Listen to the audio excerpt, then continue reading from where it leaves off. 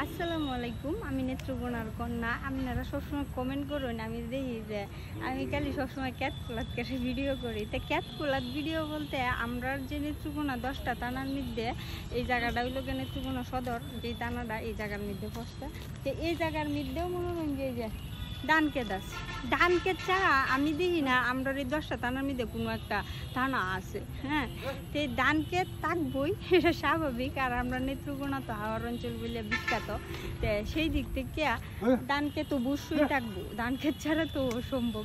তো এইটা আসলে আপনারা ভুল ভাবেন যে আমরা গ্রাম হইতাহি, আমরা খালি ধান ক্ষেত হইতাহি, এরকম কোনো কিছু না। এটা হচ্ছে ধান ক্ষেত সব জায়গাতেই আছে, আবার শহরমুখী পরিবেশটাও আছে, দুইটা মিলাই। এই যে এদিক দিয়ে হইতেছে ঢাকা বাস স্ট্যান্ড যাওয়ার যে একটা এই জায়গাটা ধরতে গেলে খুবই একটা জনপ্রিয় জায়গা। আর হইতেছে এই যে রাস্তাটা খুবই ব্যস্ত রাস্তা, দেয় সবসময় এদিক দিয়ে যাতায়াত তাই সবসময়।